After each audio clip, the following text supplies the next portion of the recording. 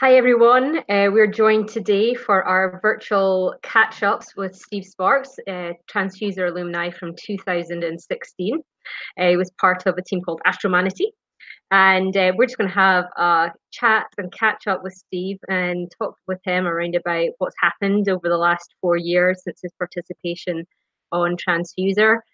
Steve has been really involved with our community and helping and part of the brains behind our Jamfuser game jam, and involved very much with a number of the teams as well who've taken part in Tranzfuser over the last couple of years. So we thought we'd love to have a chance to catch up with him, see what he's been up to, and just see if he can shed any of his pearls of wisdom for you as you're starting to fill out your Tranzfuser application and you're considering applying to Tranzfuser, and also when you're taking part in Tranzfuser and beyond. So Steve, thanks very much for coming. Welcome. Really appreciate you taking the time out today to catch up with us. I wonder if you could just start by giving us a little bit of an introduction about yourself, just a bit of your bio information, what have you been up to, and what are you doing now, and that'd be great. Sure. So yeah, I'm Steve. Right now I'm working as a Unity developer at Third Media in Cardiff. So mostly making games for clients such as S4C, which is a Welsh TV channel I'm sure everyone watches. And I got to this point after doing a master's last year in games enterprise, and you can kind of trail it back all the way to Tranzfuser 4 years ago. So yeah, that's what I'm doing. And I guess I chose to be in games probably similarly to most other people, just playing games as a kid. And you spent so much time playing stuff growing up that you may as well put it to good use in a career you want to do. So yeah, that's how I'm here. So tell us a little bit about what university did you study at? How did you kind of get into obviously take part in Tranzfuser, but tell us a little bit about where how you've managed to get there and the process of doing that. So I lived and studied in London, and I was doing a sound art course there, which isn't the same as sound design, is a little bit fancier, shall we say.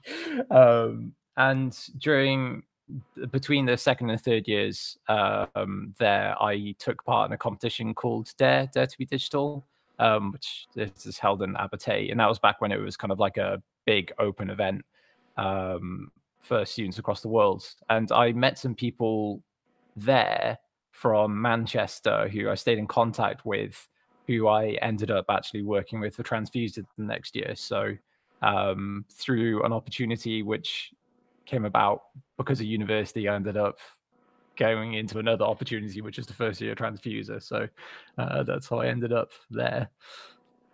Oh, that's cool. So tell us a little bit about your team for Tranzfuser and how you guys you got involved, and it sounded like you weren't necessarily part of the same, obviously the same course or that kind of thing. So how did that impact what happened with Tranzfuser and how it all kicked off? So our team makeup, there was 4 of us. I believe originally they already had a 4-person team, and their programmer wasn't able to commit to it after they'd kind of started the application process. So I got in contact with them, and despite being a sound designer before this, I said I would do all of the multiplayer programming parts of the game.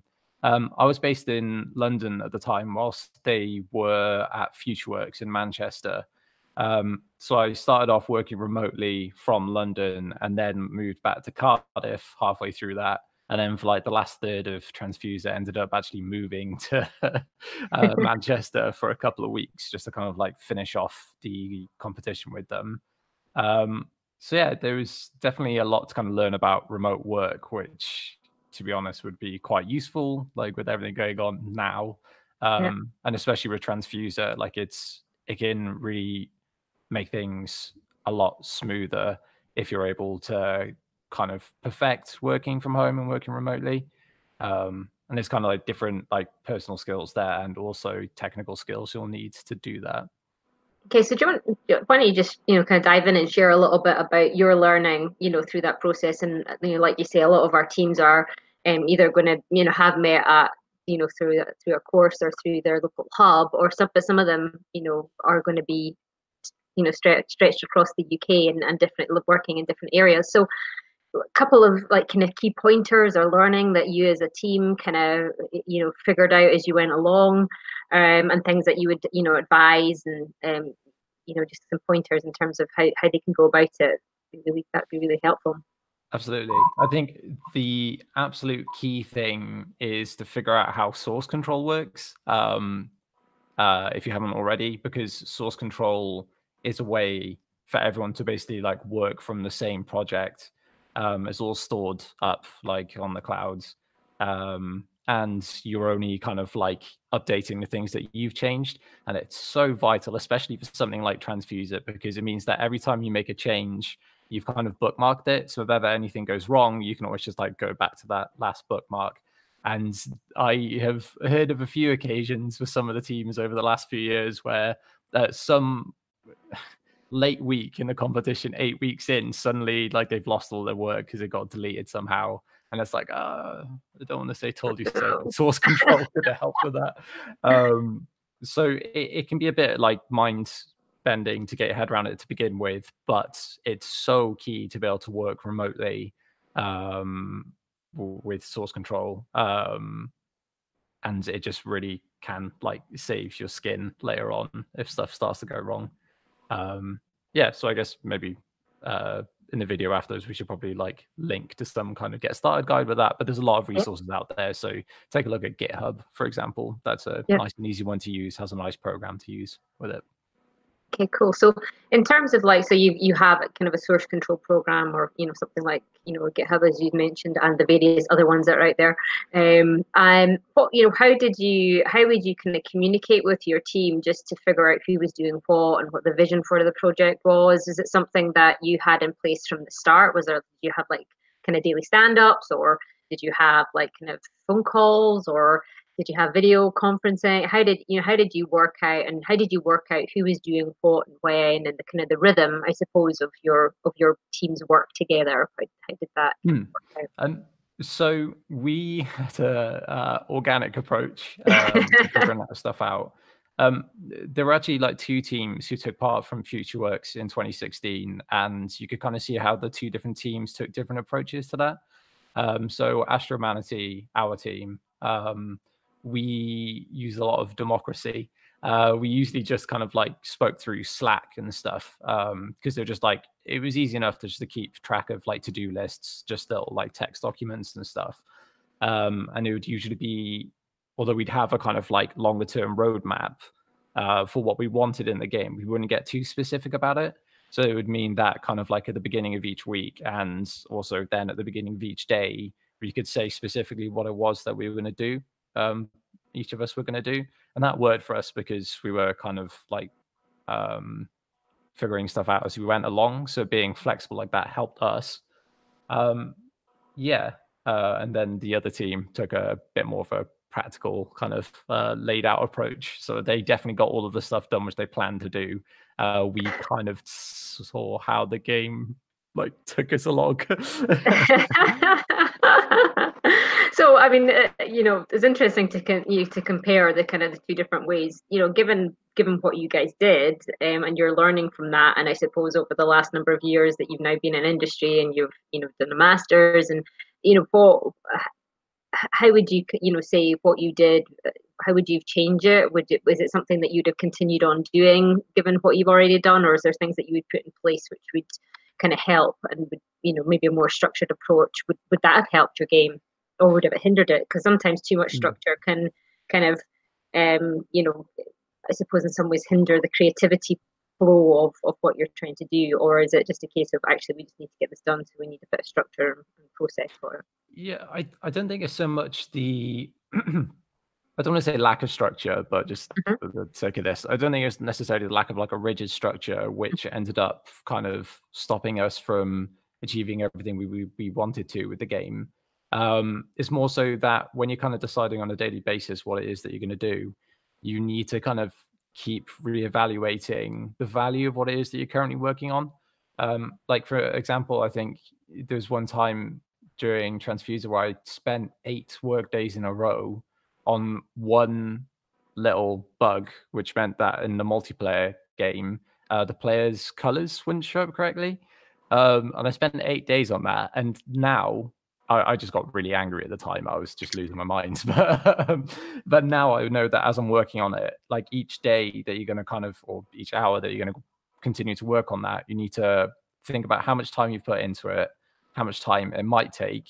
If it's indefinite, then you kind of have to take that into consideration. Then actually compare it to like how valuable it is, or how valuable is it that you could be working on other things. So it's good to be flexible, but just continue to like evaluate what it is that you're working on, because there's no point spending 4 weeks getting that one little thing to like work correctly if you've then got half your game missing. And I've seen that a few times for some of the Tranzfuser teams. You just get too locked down into, this is our plan, this is what we are going to do. So we can't progress, we can't proceed until we've done this. And it's like, sometimes you just need to kind of sidestep an issue like that. Yeah. And do you think it impacts like the scope of your game, in terms of like what you guys did? It was a multiplayer game. It was, you know, quite ambitious. You know, how do you think that you managed the scope of it? I think, strangely enough, it went really well in terms of scope, because our scope is quite simple in that it was, well, other than it was a multiplayer game, it was a multiplayer like top-down shooter. There was going to be one level, there was going to be one game mode, and we wanted online and local multiplayer. That was kind of, because we originally made an online version, that was the game we were making. And then I think it was about after the competition had ended, but before the show, so after the 10 weeks had ended, but before the showcase, it was like, okay, we need to do a local multiplayer version so we can fit it on one screen.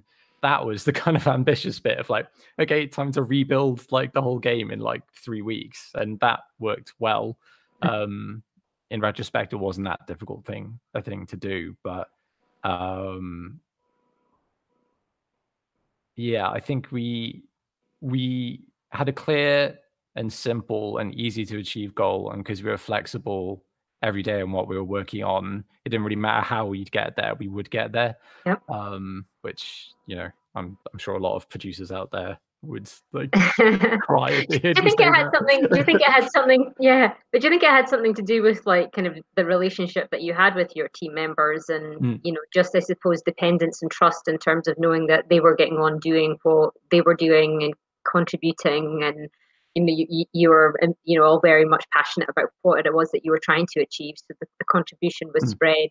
I mean, did that, what, you know, how was your actual kind of relationship as the competition went along? So for the other 3 members of the team, they were all working together in person, and the team lead, Dan Saxon, he was very much like, right, everyone needs to get into work on this stuff. Even if you want to work from home, I'm going to make you come in. So like they actually had like a lot of kind of rapport because of that. Like they were okay with kind of, you know, they were all into the same kind of we listened to some dumb music. Like the couple of weeks I was there in Manchester, we listened to some dumb music, and I'm assuming it was for the whole thing for them as well. Yeah, there was like a strong relationship there because it was fun. At the same time, I guess we would kind of like heckle each other if stuff needed to get done. I was just bored in London because like uni had finished and this is all I had to work on, so I just like put all of my time into it, and I really wanted it to go well. Yeah, I think making sure you're not getting on each other's nerves means that you can work much longer days. Like I don't want to advocate for crunch, but because of our flexible approach, sometimes we did need to crunch to kind of get stuff done. And we just made sure that was like as little, it caused as little pain as it could have for crunch. So yeah, a lot of it was down to rapport. Like if you're going to be doing long days, make sure it's with people who you don't mind winding up or getting wound up by. So you guys tell us about like kind of, I suppose, the main things that you personally got out of Tranzfuser in terms of, I suppose, where you are now, and you know the journey kind of after you guys got got selected for funding. Tell us about that kind of journey and what happened and how you got where you kind of got to this was now really.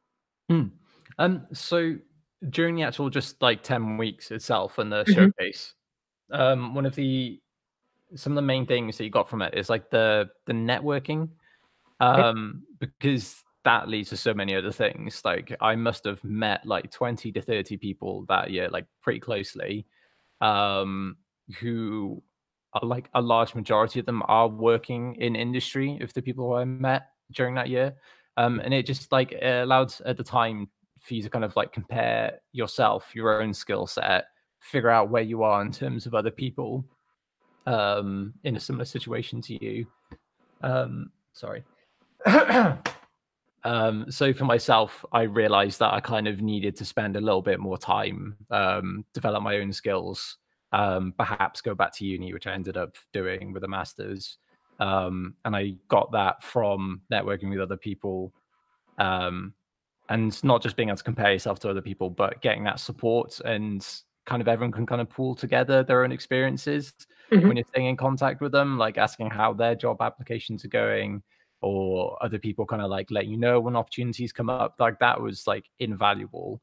And I don't think I would have been able to build up a community or a network like that myself just by bumping into people across the country. Like how often are you going to meet people from all over the UK, or be connected with them? So that's what I got from the actual kind of 10 weeks of the competition itself. And then you wanted me to talk about what I got after, like after receiving funding. Yeah. So I mean, it sounds like you kind of built up the network. There's kind of relationships. You kind of saw what is in some ways possible within the industry and the opportunities that are available. You know, how did like kind of I suppose taking part in Tranzfuser then launch you into you went and did your masters. So remind me again, what was it you did your masters in? Games enterprise. Okay, so how does that kind of you kind of did the sound and you know kind of coming from an art perspective at uni and then you did programming and then you've gone on to the games enterprise kind of route of things. How is that, you know, how is that I suppose you've got an aspiration in terms of where you eventually kind of are wanting to get to or where you are now. How is that all kind of come together? So I started off wanting to be like a sound designer for games, like when I first joined uni. By the time I'd like left uni in London and done the Tranzfuser competition, I realized that that meant more kind of like programming in like my sounds and stuff. And then I ended up just kind of like pivoting more and more into the coding side of things because I realized there was more jobs than that, and I was kind of better at it, and I found I just seemed to like adapt to it better. And I only found that out because I had all of the time which Tranzfuser provided to be able to kind of like figure that out and really like brush up my skills on things. Because it can be great, like whilst you're at university, like working on kind of like coursework and stuff like that. But something like Tranzfuser really gives you the opportunity to properly focus in on what you want to do and what you think is going to work. And it just ends up being you end up being a completely different mindset. And having that kind of length of time after the competition ends, and if you get funding, like that amount of time to really think where you want to be in the future, it allows you to kind of like figure out if you need to get better at certain things, or do you just apply for a bunch of jobs now? Are you looking for a job 2 years in the future? What do you need to do to get there? And that's kind of what I did. I got a lot from the Tranzfuser competition, built up a good network, and then I went back to uni and then ended up getting a job in Cardiff whilst I was like finishing off my masters. And I wouldn't have been able to figure that out if Tranzfuser hadn't given me the time to kind of step up my game. Oh, that sounds so cliche. No, but I think it's true because you know we speak to a lot of new kind of team members, and at the start of it they're kind of like, oh, you know, I'm not quite sure about putting in my application, and you know, am I going to be, and you know, I suppose with Tranzfuser some of the focus is in enabling people in the enterprise route in terms of establishing your own commercial business and setting that up, or And we've got a bit of a focus this year in terms of skills and skill development and how that feeds into what's going on. So the combination between the two, I'm sure we'll find that there's probably a lot of teams in that kind of team members in that place if they don't quite know, and I suppose that's part of the beauty of Tranzfuser and why I love kind of being part of it, is that actually a lot of the team members, it's really lovely to see them start the competition and work on this project that they are really keen on and they're passionate about, and it's something that's theirs, and it's theirs to own, and then seeing them at the different points and getting to know them and figuring out as they go on in their journey and seeing where they end up as well. So it's I think we're not looking, I suppose, for people who've got it all figured out and know exactly where they're wanting to go. There's always that room for that kind of aha moment in terms of that's what I'm kind of good at, and I really enjoy doing this, but this is a kind of an additional side of things that I never knew before, and if I hadn't taken part in this, then we wouldn't have known that. And that kind of building of confidence in terms of I suppose self-confidence and also skill confidence, and I suppose seeing what other people are doing can be quite intimidating. I think people are like, I'm going to have to show off my stuff, but I think whenever we get to the showcase event, it's always great to see what people have worked on, and there's a lot of camaraderie around about what people have actually managed to achieve and the level and the standard. And I think I think that's great, and I think it it kind of makes it a kind of very even playing field in terms of respect for what people have managed to achieve within the period of time. So I think it's great to, when we have chats with like yourself and others, it's great to see how you didn't have it all figured out to start off with. It was, I'm thinking about doing this. This is, it's a good opportunity, and it's something that, I think it's going to help me, and it sounds like it's going to be a fun thing to do. But equally, at the same time, there's that kind of step-by-step, process through onto the next thing, and how it kind of leads to the next thing and the next opportunity, and whether that is going off and setting up your own business, or whether it's going off and doing further studying, or whether it's finding a job in a particular role that you've figured out that you really enjoy and you excel at. That's all part of the kind of the I suppose the fruit that comes out of taking part. So could I have a quick example of that, actually? Yeah. Kiva Roddy was part of the other Future Work Tranzfuser team for that year, Colson Studios. She ended up kind of like she ended up becoming a producer like halfway through them taking part in the competition. And she kind of had to just like figure it all out from the ground up. And now, not even 4 years later, she's like a multi-award winning producer. So that wouldn't have happened without the Tranzfuser process. And it's just kind of crazy when you think that, okay, if I take part in Tranzfuser now, stuff could be drastically different in like 2 years' time. It is like a really good springboard. So you don't, Yeah, definitely.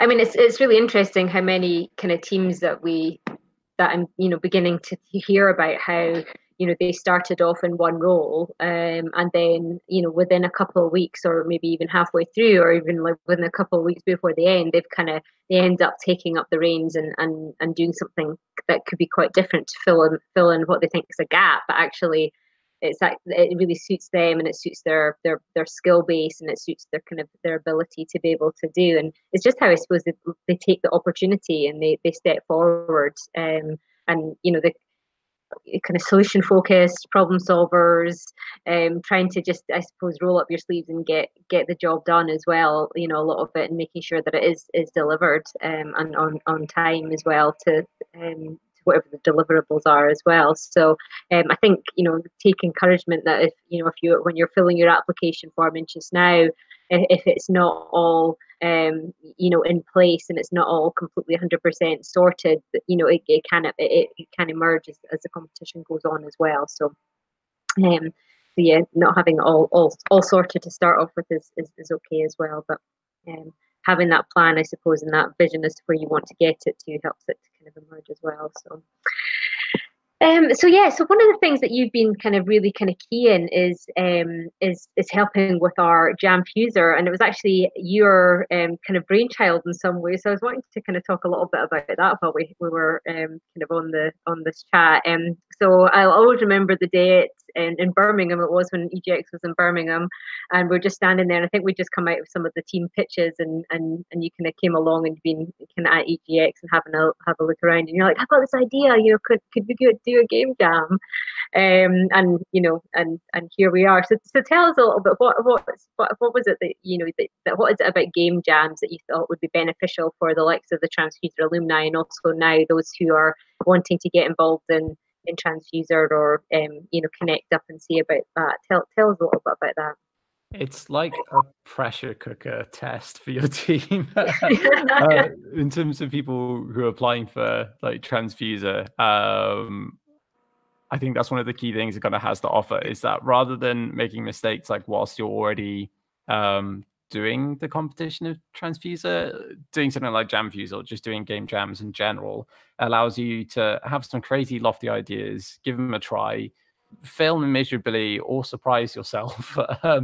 It's just, you can learn a lot of lessons from them really quickly. And one of the attractive things of people who are either first starting out on the team, one of the attractive things for them is that you can try out your team composition, figure out if you're missing anything, figure out if you need to kind of switch roles or responsibilities.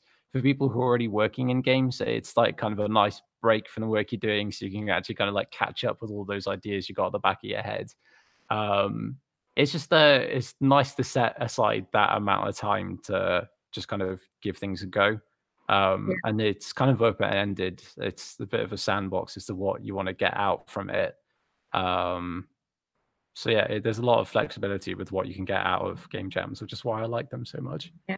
You take part in quite a few, and I have taken part in quite a few. Tell us about what motivates you to do that. Why are you what is it about doing them that you love and enjoy? Fear of missing out. One of the key things. FOMO. Yeah. Because with Ludum Dare, which I took part in this weekend with a team of 3 others, that has so many people submitting games. Like last time I took part, there was like 3,000 games submitted, and it's the whole 3 weeks afterwards of everyone being able to like vote and review other people's games. That side of it is like the community side of it. It's like really, really cool, and you kind of want to try and impress as many people as possible, which ends up meaning you kind of go to bed way later than you should be. But there's like other game jams are done for different reasons. I took part in a game jam for a kind of like, it's called Autistica, the charity who ran it. And I worked with Bex Betten on a game which kind of like showcased a character's like interactions with their autistic mother, and that was like for a completely different thing. That wasn't to make some like super amazing game which everyone's gonna like think is, I don't know, spend loads and loads of money on. It was a lot more of like a personal thing, and it was nice to kind of take the time to like think how we'd want to make players feel, rather than just trying to make something super flashy and staying up like 23 hours a day. So yeah, there's different reasons. You got to figure out what you want to get out from a game jam. Cool. So in terms of like Jamfuser, and we've done this for kind of Jamfuser for the past couple of years. What's kind of been the highlights for you, apart from kind of sorting out all the techie stuff in the background and dealing with me stressing out? What's kind of been like the highlights for you in terms of taking part in that and seeing that kind of grow and evolve, and being very much a key part of that? I think it's just being surprised at like the average quality of all the games. Like it's crazy like how solid like they all are, and then just when you think you get used to how good the games are kind of going to be, you just play that one game which just completely blows you away, and it's just like, how are you students? Like, what? I should be working for you at this point. So it's just that like kind of that really, it's just that wide variety of different unique things which make the games like really quality, like standalone titles. Yeah, I definitely don't enjoy the bit where everyone submits like 10 minutes before the deadline. That's really stressful.